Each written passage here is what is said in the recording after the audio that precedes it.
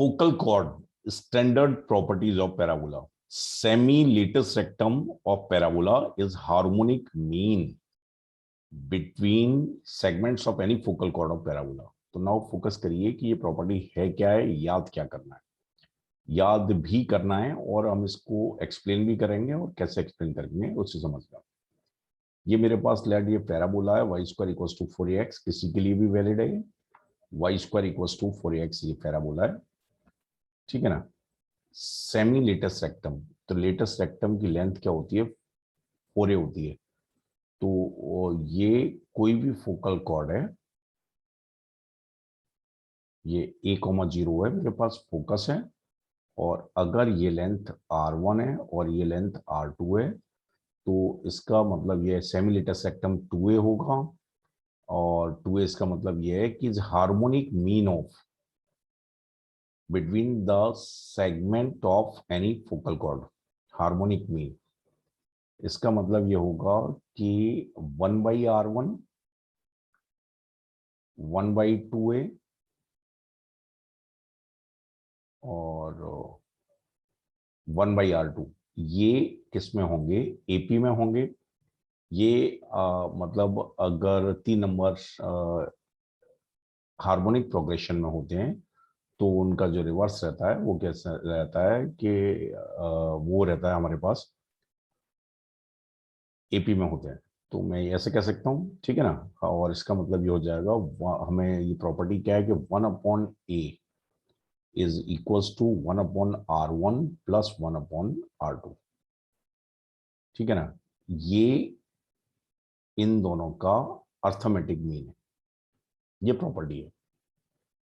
अच्छे से समझिए, इसे याद भी करना है कि semi latus rectum of parabola is the harmonic mean, मतलब 2a क्या है, हार्मोनिक मीन है किसका, r1 और r2 का। तो इसका मतलब क्या हुआ, 1/r1 1/2a और 1/r2 किस में होंगे, एपी में होंगे। ओके, जिन लोगों को हार्मोनिक प्रोग्रेशन नहीं मालूम है, तो 3 नंबर्स हार्मोनिक प्रोग्रेशन में होते हैं अगर उनके रेसिप्रोकल्स किस में हो, एपी में हो और या अर्थमेटिक प्रोग्रेशन में हो, एक ही बात है। तो ये प्रॉपर्टी हमें याद करनी है, इसे एक्सप्लेन अब क्या करते हैं, देखिए कैसे क्या कर सकते हैं। आसान है वैसे तो, कैसे किया जाए इसको देखिए। ये मैं T1 और T2 मानता हूं, तो फोकल कॉर्ड का हमें T1 T2 इक्वल्स टू कितना होता है, -1 होता है। ढंग से समझना, ये मेरे पास क्या है, एस है, a,0 है, बेसिक से भी जा सकते हैं वैसे तो। और ये एस, ये लेट a T1 है और ये b क्या है, T2 है, ठीक है। तो T1 T2 -1 होगा, ध्यान से समझना, क्योंकि फोकल कॉर्ड है, काफी आसानी से हम प्रूव भी कर सकते हैं कि a और b को ज्वाइन करने वाली लाइन की इक्वेशन लिखें और उसे फोकस से पास करा देंगे तो T1 T2 -1 आ जाएगा। ऐसी लेंथ की बात हो रही है तो ऐसी लेंथ पैराबोला की बेसिक डेफिनेशन से निकालूंगा कि पैराबोला क्या होता है, कि पैराबोला एक ऐसे पॉइंट का लोकस होता है जिसकी डायरेक्ट्रिक्स से डिस्टेंस और फोकस से डिस्टेंस बराबर होती है। तो कभी भी किसी भी वेरिएबल पॉइंट की डिस्टेंस फोकस से मुझे कैलकुलेट करनी है और पॉइंट पैराबोला पे लाई करता है, तो बेसिक डेफिनेशन से कैलकुलेट करो। a T1 का मतलब होता है a T1² 2a T1, सही है। ध्यान से समझिए, ये -a है तो ये जो लेंथ है, ये लेंथ मेरे पास कितनी आएगी, a plus a T1², a plus a T1²। तो ध्यान से देखिए, ऐसे जो कि r1 है, मेरे पास r1 की वैल्यू आ चुकी है कितनी, a plus a T1²। Distance फॉर्मूले से भी इसे कैलकुलेट किया जा सकता है। ओके, अगर मैं R2 की बात करूं तो ये R2 है, इनफैक्ट ये नेगेटिव R2, ये अगर पैरामीटर में जाएंगे -R2 आएगा, वो अलग होगा। तो ये मेरे पास आ जाएगा directly a plus a T2²। बात समझ आई।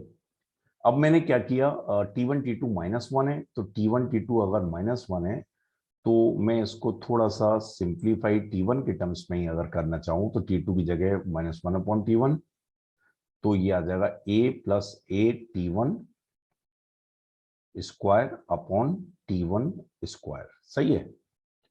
और ध्यान से देखिए 1/R1 प्लस 1/R2 हम करेंगे, 1/R1 प्लस 1/R2 करेंगे तो मेरे पास ये कितना आ जाएगा, अच्छे से समझिए। 1/R1 का मतलब क्या होगा,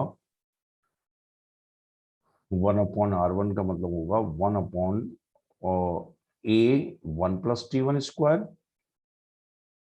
और 1/R2 का मतलब होगा T1 square upon A1 plus T1 square. तो ये इजीली क्या आ गया, 1/A आ गया।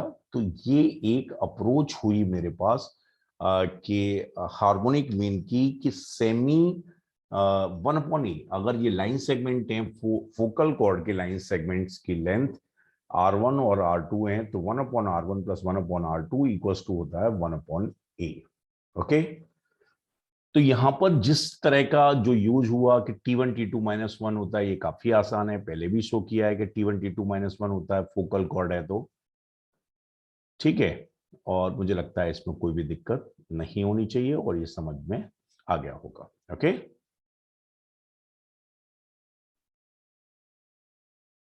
सेम यहां पर इस अप्रोच से किया। अगर सेम प्रॉपर्टी को मैं पैरामीट्रिक इक्वेशन की हेल्प से करना चाहूं तो ध्यान से समझिए, ये मेरे पास क्या आएगा, पैरामीट्रिक इक्वेशन से 1/R1 प्लस 1/R2। कंसंट्रेट करना कि ये मेरे पास फोकस है S A,0 है, और मैंने ये मेरे पास पैरामीट्रिक इक्वेशन, हम लाइन की इक्वेशन लिख सकते हैं, x equals to A plus R cos theta, R cos theta, theta इस लाइन का स्लोप है जो कि फोकल कॉर्ड है, and y equals to R sin theta, सही है। जब मैं ये इक्वेशन, ये लाइन की equation Y square equals to 4ax में रखूंगा, Y square equals to 4ax में रखूंगा, तो ध्यान से समझिए आर में क्वाड्रेटिक बन जाएगी। क्या बनेगा, ये R square sine square theta equals to कितना आ जाएगा, -4ax A plus R cos theta, ये आ जाएगा, सही है, इक्वल्स टू 0। इसको आप अच्छे से ऑब्जर्व करना। ये लाइन की पैरामीट्रिक इक्वेशन थी, लाइन की पैरामीट्रिक इक्वेशन को मैंने पैराबोला में रखा, तो कॉमन पॉइंट्स के करस्पॉन्डिंग जो ए आएंगे, ये बी आएंगे, इनके जो आर आएंगे वही मेरे पास पी एस ए, ये R1 ए एस या R1 ए एस और बी एस लेंथ होंगे। ओके, तो नाउ देखिए ये आर में क्वाड्रेटिक बनी, R square sine square theta है, अच्छे से फोकस करना।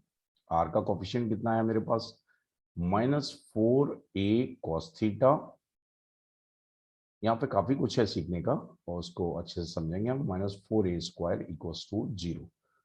तो ये अगर मुझे जैसे 1/R1 प्लस 1/R2, वो R1 नहीं है, अगर इसके रूट्स लेट x1 और x2 है, R1 R2 वहां पे आ चुका है, इसके रूट में m1 और m2 मान लो, R1 और R2 ही मान लेता हूँ, R1 और R2 है, ठीक है ना। तो मुझे क्या शो करना है कि 1/A इक्वल्स टू होगा 1/mod of R1 plus 1/mod of R2 होगा।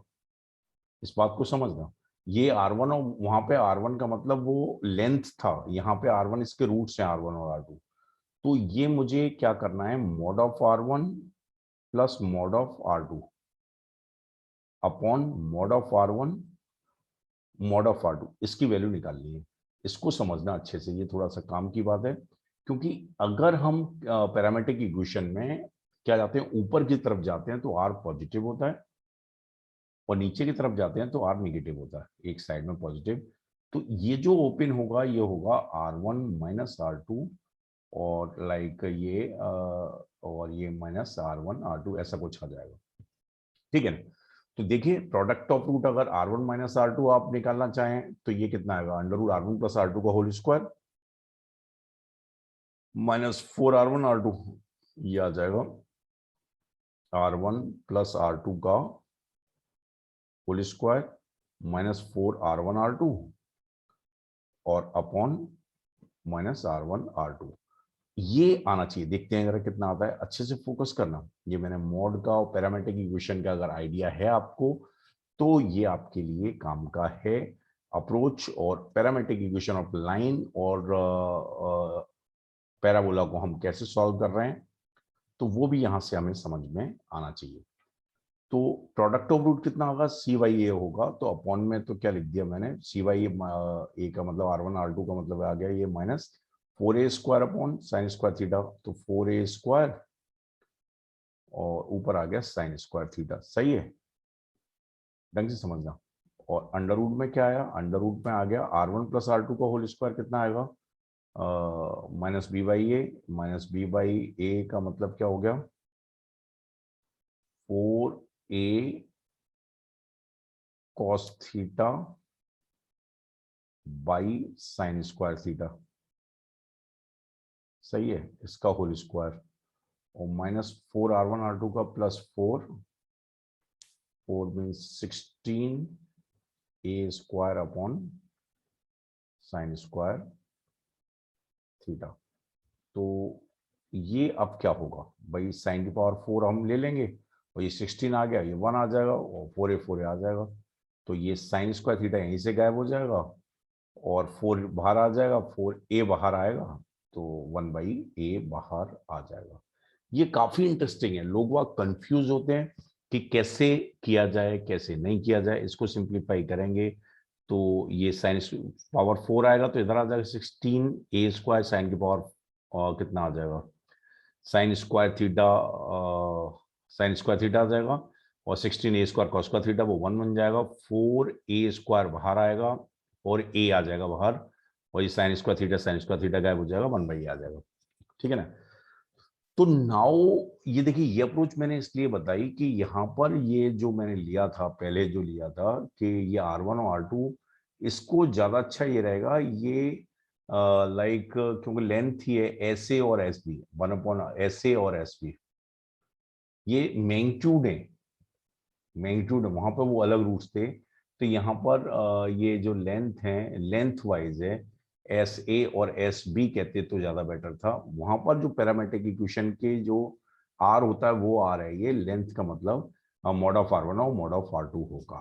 ओके, तो ये मैंने तरीका यहाँ पर आपको बताया और मुझे लगता है दोनों ही तरीके आपको समझ में आ गए होंगे। और सबसे काम की बात यह है कि इस प्रॉपर्टी को आपको अच्छे से याद करना है। 1/A फोकल जो लेटेस्ट सेक्टम है वो भी क्या है कि one of the focal chord है। तो आप उसी से अप्रोच करिए कि ये 2a होता है, 1/2a plus 1/2a, that is 2/2a, that is 1/a। Okay, तो क्रॉस चेक कर सकते हैं लेटेस्ट सेक्टम से, लेकिन इस प्रॉपर्टी को अगर आप याद करेंगे तो काफी काम की प्रॉपर्टी है, काफी इंटरेस्टिंग प्रॉपर्टी है और मुझे लगता है ये समझ में दोनों तरीके से आ गई है। ओके।